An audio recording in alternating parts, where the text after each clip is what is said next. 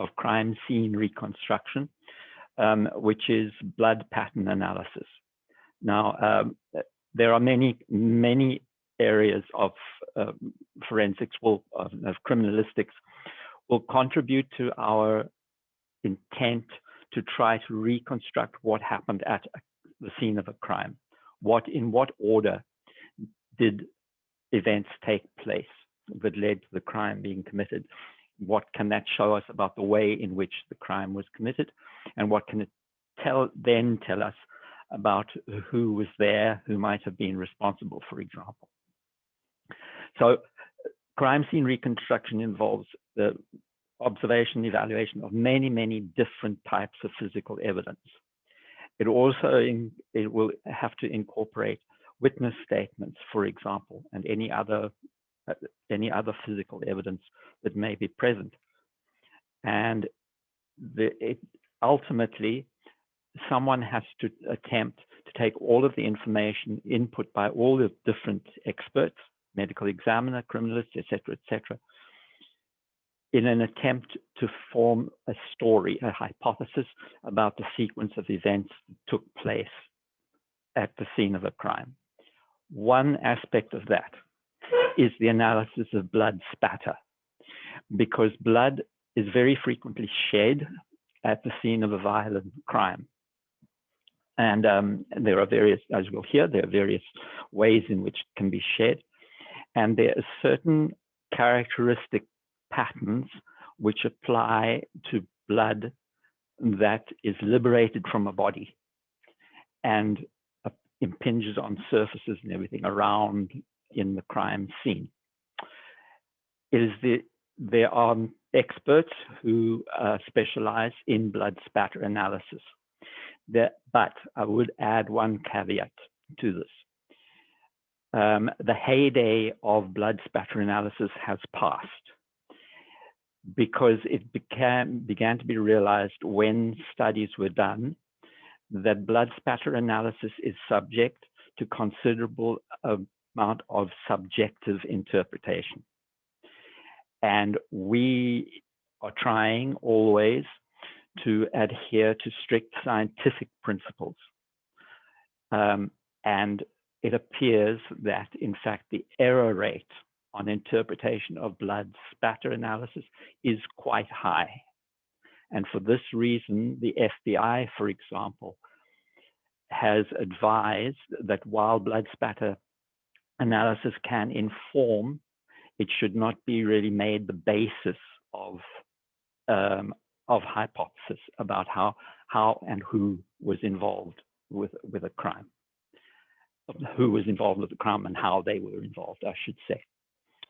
So with that said, blood spatter can still give us a lot of information, but we always have to bear in mind that our interpretation is rather more subjective than analysis is for various other aspects of forensic science.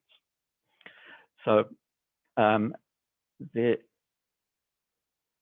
in general, when blood is liberated from a body, it is liberated by violent means. And the pattern that it forms, that the blood forms on surfaces around the source of the blood, can actually lead us back and enable us to construct a sequence of events.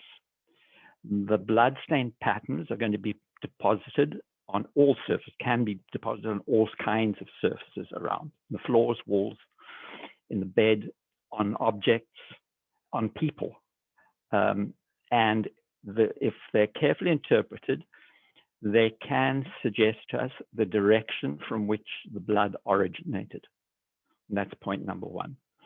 They can tell us, if we, for example, look at a surface with blood spatter on it, those droplets can be analyzed to tell us the angle at which a blood droplet struck a surface.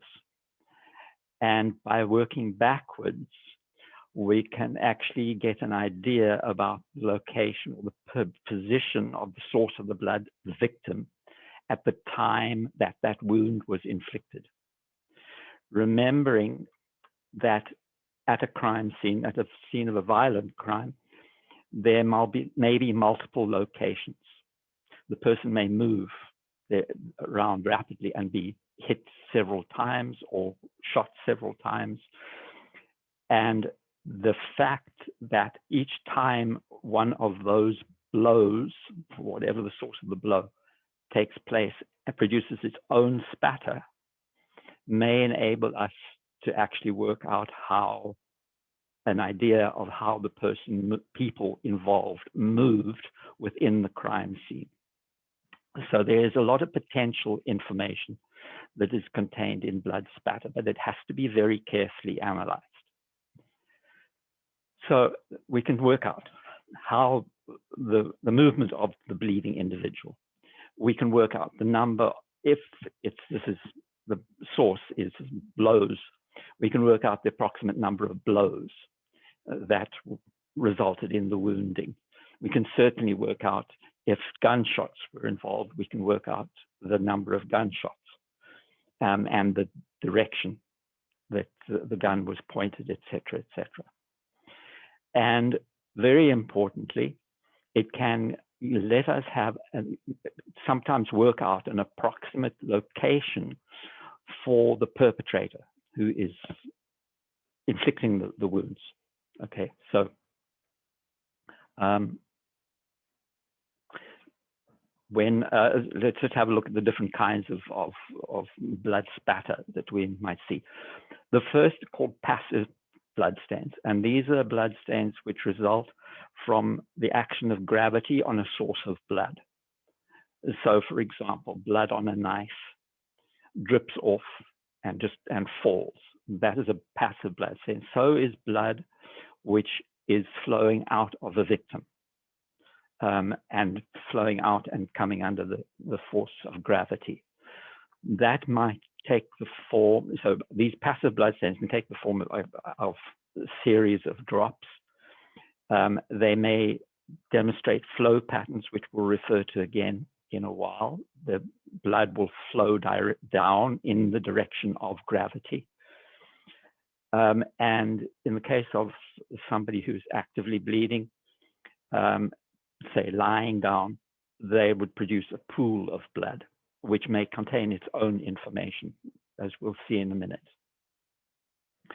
Now, so those are all the passive bloodstains. There's one thing to be said about this passive blood staining, and that is very frequently it's not only the victim who is wounded at the scene of a crime, and these passive blood stains may sometimes arise, for example, from a perpetrator who has inadvertently wounded themselves and then moves away from the crime scene and leaves a drip pattern behind.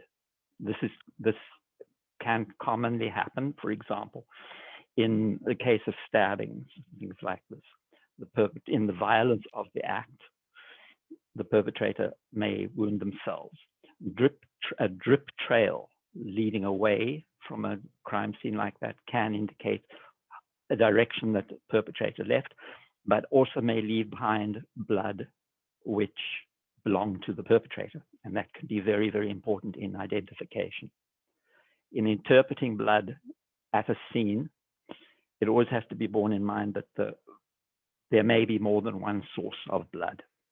So that may complicate matters, especially as far as identification is concerned. The next set of bloodstains are more frequent. These are the projected bloodstains, and these result when force is applied to a source of blood. The way we would, in most cases, think of it, a victim is struck in some way. Now, there are different ways of striking people. You can strike with a blunt object. You can strike with a fist. You can strike with a weapon, a blunt weapon. You can strike forcibly with a knife in stabbing, or they can be struck with a bullet. In all of these cases, it is possible to break blood vessels and force blood out of the body and have it projected in a pattern. So the projected bloodstains are bloodstains patterns that arise when you apply force to a source of blood, the victim. We recognize three kinds of impact. Low impact, which would probably be something like a fist. High, medium impact, which might be something like with a weapon, but that could also be low. Or high impact spatter. Now, these gradations, as I'll show you in a minute, are not necessarily that useful, because any assault, any attack with a weapon, with a fist, weapon, whatever, can in fact incorporate all three. It depends on the nature of the attack. We would associate high impact patterns largely with a gunshot, but even a gunshot can produce some impact spatter that looks like low. We can have low, mainly we would associate low and medium impact with physical assault, and yet while this is true that they mostly produce low and medium impact, they can in fact also produce high impact spatter. So there's not a clear-cut distinction. An attack like this produces low, an attack like this produces medium. Any attack can span all three, but there may be a higher proportion of high impact with a gunshot than there would be with assault with a weapon like a fist or a log or something like that. So there's two other kinds of projected bloodstain which can be really important in reconstruction. And the one is if an artery of a victim is cut. Our blood pressure is really high. If you sever an artery, the blood can be projected from that artery for a considerable distance, a major artery, several feet away from the victim, and it produces a characteristic fountain-like smear, which I'll show you in a minute. The other is that very frequently, if the face is badly damaged, the throat is badly damaged, or if there are chest wounds, anything like that, the person still breathing will breathe out a mist of blood droplets. And that produces a characteristic misting of expiratory blood. So expiratory blood is blood that is blown out of the mouth. Okay, the last set are very important if they are present. They're not necessarily always present, even at the scene of violent crime. But these are transfer or contact blood prints, blood stains. And these would be things like where somebody has stepped in blood and then walked away and left imprints in blood. The direction in which somebody is walking, or sometimes maybe somebody has put their hand in blood and moved along a wall, imprinting. The direction can be indicated by the way in which the print becomes fainter and fainter and fainter. It's most dense at its origin, and then it fades as the person moves away, as the printing is moved away.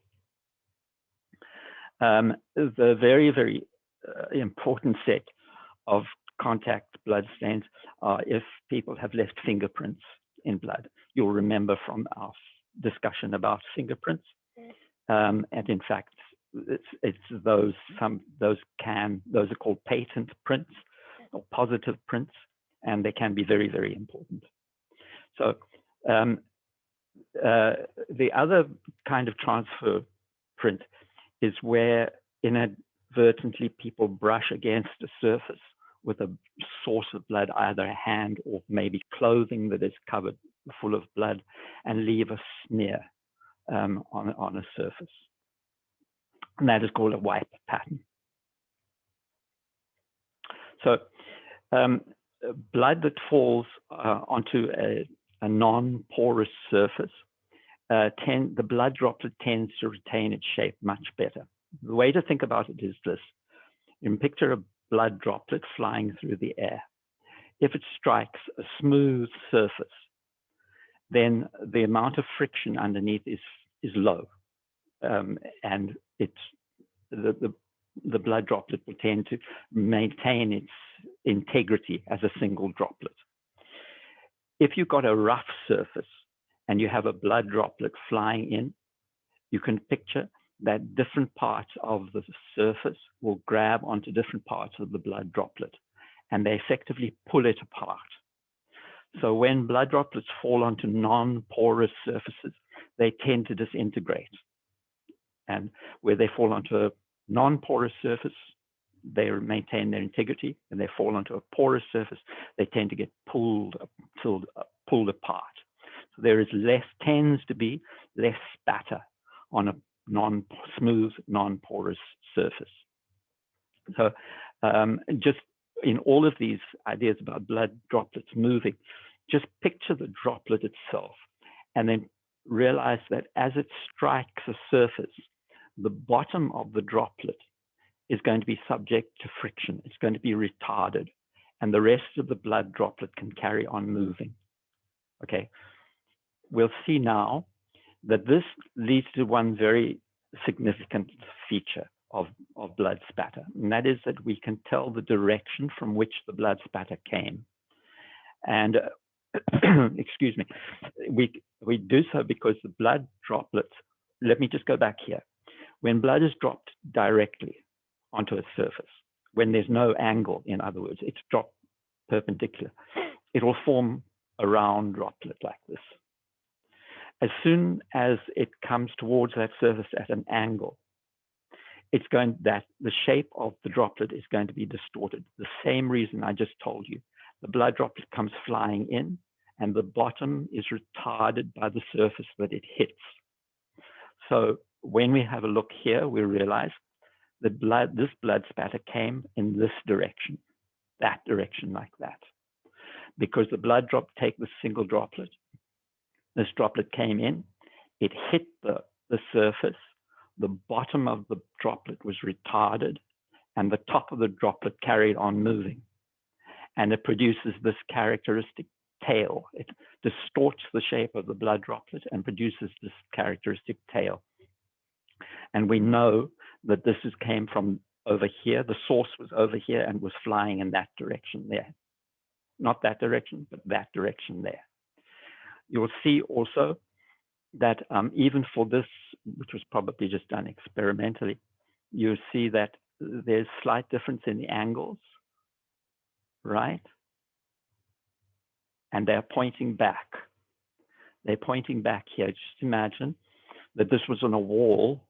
You would see blood in a rayed structure, right? And all of the directions pointing back to a common source. So the first thing to note, we can tell the direction they were flying. The second thing is that we can tell the angle. If we saw that blood drop directly made a round dot, then blood coming at an angle is distorted into an elliptical form, an ellipse like that. And by looking at the shape of that ellipse, we can tell the angle at which the blood struck that surface. The more perpendicular, the more horizontally it comes in, the longer that ellipse. The more vertical, perpendicular to the surface, the more circular that ellipse. So we can tell the angle that the blood was moving, and we can tell the direction that it was moving. And this allows us to make a calculation, a back calculation, as we'll see in a minute, that allows us to say approximately where did that blood spatter originate from. Now, there are different kinds of spatter.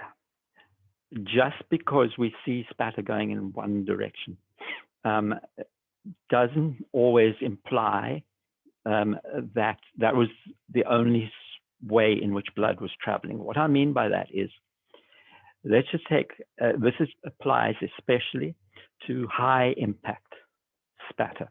For example, a gunshot wound. And this is shown here. Here would be the head of a victim. Here's the gunshot. The gunshot passes through the head. As it leaves the head, it produces spatter, characteristic spatter. We would see the tails all pointing that direction, right? Around here. And we would be able to go back here, even if the victim had fallen away from the wall. We would be able to say, well, the victim was somewhere in this region here, because all of the spatter points back. But you have to be careful, because this is forward spatter there. That is spatter that is caused as a bullet, for example, leaves the body and carries material forwards in the direction of the bullet. But there's also, especially with high impact spatter, there is back spatter. The wound, the entry wound here has also bled, and forces, for example, in a gunshot wound, the gases and everything expelled from the skull in the impact project blood backwards in this direction, and that is called back spatter. And in some ways, back spatter is sometimes turns out to be more important than the forward spatter. And for reasons that should be obvious, somebody was standing here. Somebody stood here and fired this gun. And this back spatter may in fact reach them. And it frequently does. And that actually will mark them and mark their weapon as well with victims' blood. So when we see spatter like this, again, we see it, the projecting back here in that direction, but we have to be sure that what we are looking at, are we looking at back spatter or forward spatter? And the back spatter is usually smaller, and back spatter is much less, it does occur, but it is much less in something in a wounding like a stabbing. But it is commonly associated with high impact velocity, with high velocity, high impact wounding, such as happens with a gun. So this is just to remind you that when we're going to really think about three major ways in which blood spatter can occur. The first is in a beating.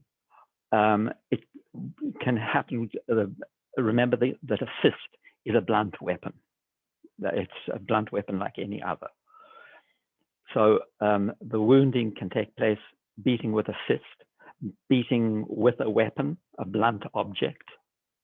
This blood spatter will arise with stabbing, with a slashing, and with gunshot as well. So we have a range of different woundings that will produce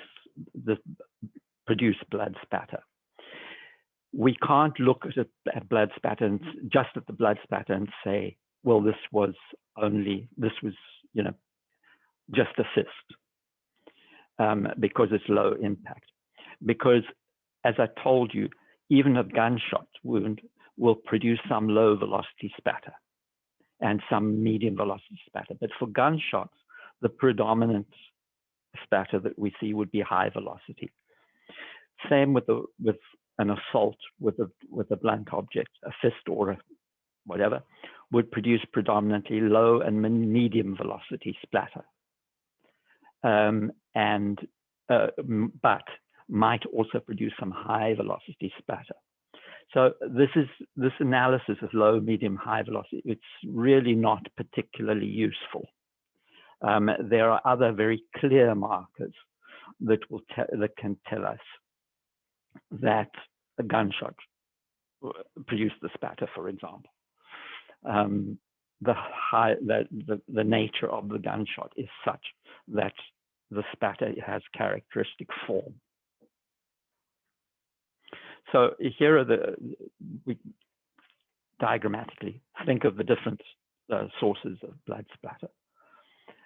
The impact splatter, that is splatter that results from an object striking a source of blood, a victim. That impact may be a blunt weapon, maybe a fist, but it can also be a knife, or it can be a bullet. So all of those, the spatter that results from the impact of a wounding source on a victim, on the blood source, produces the impact spatter. Cast-off spatter is spatter which arises from a weapon such as a fist, a blunt object, or a knife, something like that, where force is applied with the weapon. And the force is applied, blood is acquired, and then the weapon is rapidly withdrawn. And it's withdrawn sufficiently rapidly that blood is cast off from the weapon. And this is very, very important. This is very important patterning because it can tell us how many blows were used on the victim, for example. And it can also give us a strong indication of where the beating took place.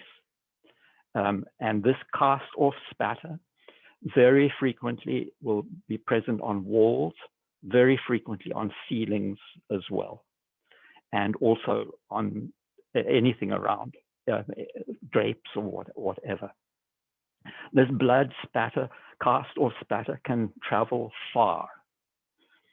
And its presence and its patterning can tell us a lot about the actual nature of the assault that took place.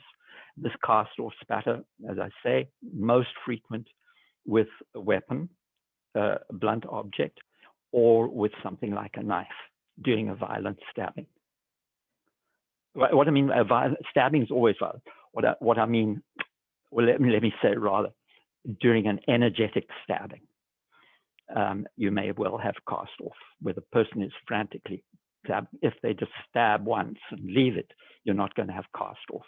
But if they're repeatedly stabbing and withdrawing, you may well have cast off pattern from the gun. The other two are a result of the physiology of the person who's wounded. And these are the arterial spray spatter that I mentioned before. If an artery is cut, there is sufficient blood pressure to actually spray blood out. If a vein is cut, that is not the case. A venous blood flow is under much lower blood pressure, and it's not under the under the impact of the beating of the heart. So arterial blood is being moved by the powerful beating of the heart, and it's relatively high pressure. So a severed artery, blood will fly out in a jet and produce characteristic arterial spray. Expirated spatter is much more passive. It's from breathing out and carrying droplets away and producing a spat. Both of these from the physiology, really, of the victim. So when we, as I showed you before, when we look at blood, the travel of blood droplets on a surface, we see that they point in the direction that they were traveling. That is clear. But they travel out in a fan shape from the source. So we can actually, if this is a flat surface that we're looking at here, we see the droplets like this. This is much as I described before when we were talking about forward and back spatter. We can draw a line through each of these droplets, and we find that there is an area of convergence. Now remember, this is on a flat surface, right? And looking at these, you also realize that these droplets have come in at an angle, right? They've come in at an angle to the flat surface. So this area of convergence, this point on the flat surface, our source of blood is somewhere between the flat surface and us at right angles. It's somewhere there. I'm gesturing towards my screen. It's somewhere between that convergence and the outside, right? At right angles, almost. It's not absolutely so, but more or less at right angles to that point of convergence. Our source of blood is going to be somewhere in three-dimensional space, in other words, in front of this flat surface. But these blood droplets, the shape, the angle can tell us the direction the blood droplets were flying, and it can tell us the angle that they were flying towards that flat surface. And that will enable us to determine an approximate, it's not by no means certain, but an approximate place in three-dimensional space where the blood droplets originated from. And that will show us where in three-dimensional space the victim was standing. It can also, by the way, show us if it's cast off blood that we're looking at and the person was standing in a place casting off blood. It can also suggest to us where a perpetrator was standing when cast off blood was produced. So the way in which this is done, you usually try and find two surfaces in two dimensions at least, where blood pattern has been produced. These have an area. Have a look here. Have a look there. You see these blood pattern. That's the blood pattern there. We'd have an area of convergence around about here. If we drew lines through, here we go here. That's approximately there. But here is another surface at right angles to that surface. And it's the same story. We can draw lines through here and end up with an area of convergence. And we can work out the angle that the blood droplets hit. We can work out the angle that the blood droplets hit for each one. And we end up with a place in three-dimensional space. They may actually draw these out with string. They would stick string to the wall and to the floor and move these out until they end up with a position where the blood droplets in three-dimensional space, the blood droplets might have originated from. That may be useful information, especially in cases where, for example, assault has moved to different areas, either different parts of the same room, different parts of the same house, or where a body has been moved or removed. This kind of information could be very useful. Now, this becomes very complicated when you're talking about gunshot, because gunshot spatter can be very, very varied. And that is because of the enormous energy that is associated with a bullet. When we will talk about bullets and ammunition at some point, but bullets carry with them a huge amount of energy. And when they hit an object, they dissipate that energy, and it's in dissipating their energy that they cause all the damage that they do, the most of the damage that they do. A bullet leaving a body, we've seen before that a bullet leaving a body actually leaves usually a much bigger wound and will carry out of the victim blood, tissue, all sorts of things, and an explosion of gases which have been carried in because of the bullet itself.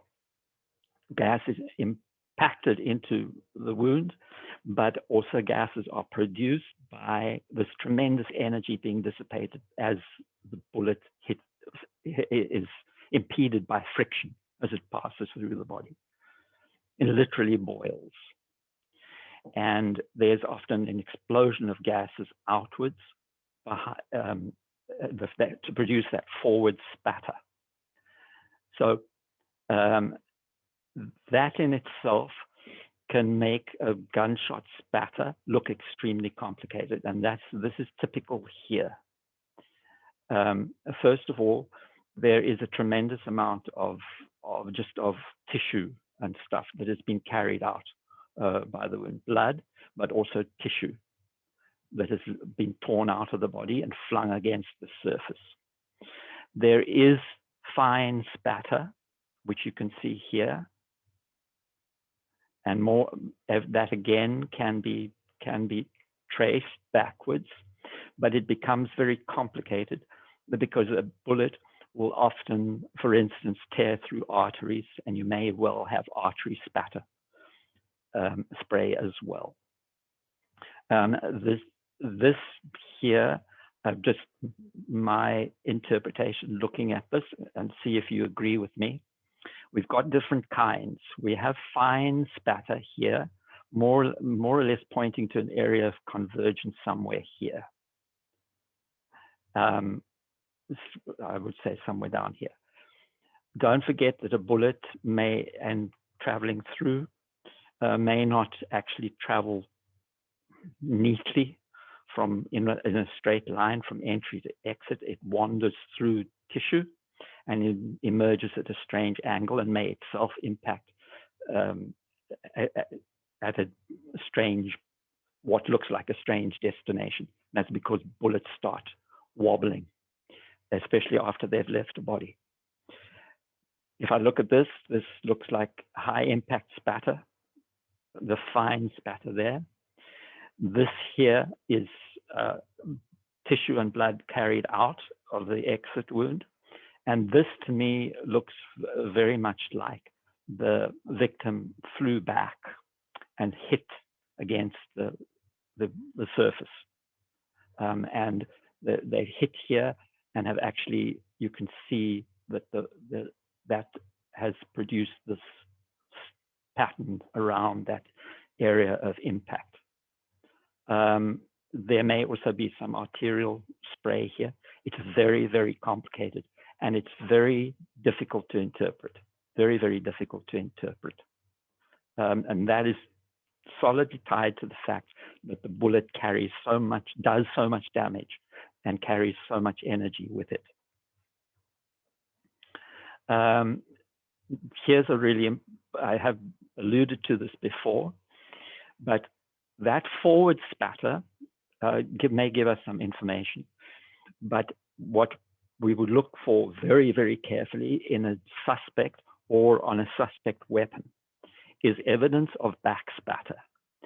Because very frequently, a gun, for example, when fired, the barrel of the gun, the front of the gun, cools down very, very rapidly relative to the outside. And that actually produces it kind of sucks in air a bit. And that back spatter that we saw before may land passively on the gun, but it may actually also be pulled into the barrel. And a perpetrator will very frequently clean a gun, for example. They'll clean it carefully and never think to clean inside the barrel. That material entering the barrel is called a drawback. That is a drawback effect. And that has frequently produced evidence which has condemned a suspect. In addition, that back spatter may put blood spatter on clothing. And the spatter may be so fine, it may be so small that the perpetrator just doesn't realize that they have blood, but it is very easily revealed on forensic examination. So all of a suspect's clothing, a weapon, etc., is examined very, very carefully for evidence of back spatter. Cast-off spatter, that is, as I told you before, from a weapon, even a fist, being rapidly moved away from the source of blood before another blow is landed. And it produces these characteristic cast-off patterns, which can inform us number of blows and show where the perpetrator was standing, etc. Drop trails.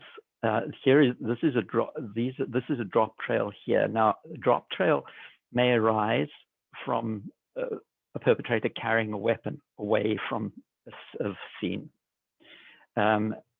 This can be laid for a considerable distance. That's important simply because in showing us how the perpetrator may have exited the scene. But drop trails are very carefully examined because they are often, as I've told you, the source is often the perpetrator themselves. This is especially the case where a sharp object has been used or where a blunt object, the fist, has been used. Very frequently, a perpetrator will injure themselves and leave a blood trail. So drop trails or drip trails are very, very carefully examined. They may prove to be extremely important. Arterial spray, I've explained the origin, and they can demonstrate movement of a victim. This arterial spray may continue for a considerable time while the victim is still alive, and they can show the victim actually moving themselves or being moved around a crime scene. And this is a typical pattern here. What has happened is a jet of blood has flown up and struck the surface and then dripped down. Now, they say in your book, I've included it here, they say oxygenated blood tends to be brighter red. You'd really be hard-pressed to tell the difference between arterial and venous blood. It is true, it is somewhat brighter, but the difference is really not that great. So this may be a little bit difficult to see, but this is called a void pattern. And this person obviously has been extremely seriously injured. And this, first of all, have a look there, and there. Can you see that there is a trace of a body? This person has laid on their back. They've been laid on their back and they've bled out. And where their body was pressing against the surface, the blood didn't flow. So it left a pattern around them. This is called a void pattern. If you came upon a scene of a crime, you'd like this, and it looked like this, there was no victim there, you'd be able to tell a number of things. The first thing is that there was somebody lying here. You might even be able to guess at their size from that void pattern. It was the second thing that you would tell you is this person did not get up and walk away. Okay, this is a considerable amount of blood, and it's from the head region. This person probably bled out from a head injury, and this is passive flow. They have been wounded, fallen, and bled out. So just from this, you've already developed something of a picture of what might have happened. If they are no longer there, somebody picked them up and removed them. Somebody moved them away from this scene, and they've left their imprint behind, and they've left us part, at least, of the story about what happened. We would have to look at other surfaces around, look at blood spray, blood pattern on other surfaces to be able to tell what was this head injury from a gunshot? Was this a head injury from a blunt object? Is there cast-off pattern nearby, or is there back spatter or forward spatter from the gunshot? All of even if the victim is not here, their presence is told by the void pattern and then by the blood patterning as well. As people move around, both victim and perpetrator, as they move around a scene, they will very frequently leave behind contact or transfer patterns, as we've said before. These may be very important if they are positive prints, if they're patent fingerprints, like as there are here. But there may also be patterns imprinted from a sleeve, from an object, something brushing against the surface, and those we call a swiped pattern. This is a simple pattern, a simple imprinting. And this may be on any surface. And they can, fingerprints left like this can be resolved on many surfaces, even porous surfaces. Now, the other important thing to note are flow patterns, because when blood flows passively from a source, it obviously flows in the direction that gravity pulls it. And blood flow patterns may indicate to us that if they differ, for example, here, this is somebody, they have been wounded and have bled in that direction there. But look here and you realize there's a blood flow pattern at right angles. Now those two things cannot be resolved from this body having remained motionless. This body had to have either moved under its own volition while it was bleeding, or else been moved. The most likely in this case, it would appear to be that this looks like stabbing, just at a glance, that there was a non-fatal. They were standing upright, bled, and then fell. So the first patterning is when they were upright, and then the second patterning is when they actually fell and blood flowed in that direction. But this bleeding can continue for a considerable amount of time after a person is really dead.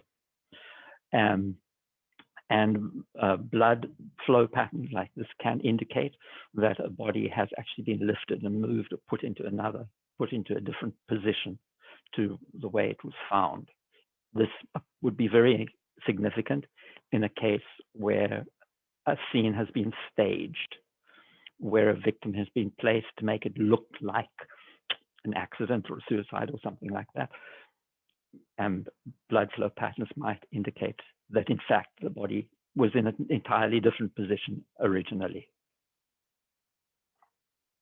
Now, blood droplets on a surface can also be disturbed after they have been deposited.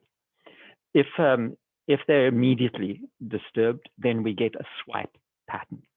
But if they're disturbed after they have been there for a short while, we get characteristic patterning called skeletonization.